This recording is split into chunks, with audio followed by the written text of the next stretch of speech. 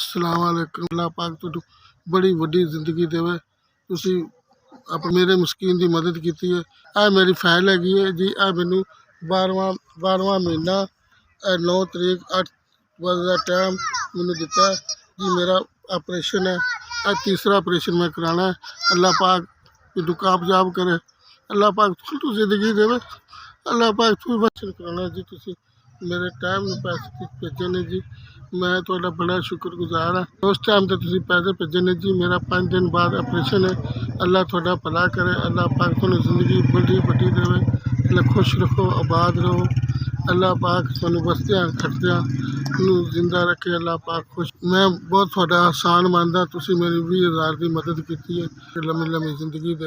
ਅੱਲਾਹ ਪਾਕ ਤੁਹਾਡੇ ਬੱਚਿਆਂ ਦੀ ਖੈਰ ਕਰੇ, ਭਰਾਵਾਂ ਦੀ, ਮਾਂ ਬਾਪ ਦੀ, ਸਾਰਿਆਂ ਦੀ ਅੱਲਾਹ ਪਾਕ ਖੈਰ ਕਰੇ। ਅੱਲਾਹ ਪਾਕ ਲੰਮੀ ਜ਼ਿੰਦਗੀ ਦੇਵੇ। ਤੁਹਾਡੀ ਮਦਦ ਨਾਲ ਮੇਰਾ ਜੀ ਆਪਰੇਸ਼ਨ ਹੋ ਜਾਏਗਾ। ਮੈਂ ਤੁਹਾਨੂੰ ਬੜੀਆਂ ਦੁਆਵਾਂ ਦੇ ਰਿਹਾ। ਅੱਲਾਹ ਪਾਕ ਤੁਹਾਨੂੰ ਖੁਸ਼ ਰੱਖੇ। ਆਪਣੇ ਪੈਸੇ ਮੈਨੂੰ ਮਿਲ ਗਏ ਨੇ ਜੀ। ਖੁਸ਼ ਤੇ ਆਬਾਦ ਰਹੋ। ਬਹੁਤ ਸ਼ੁਕਰੀਆ।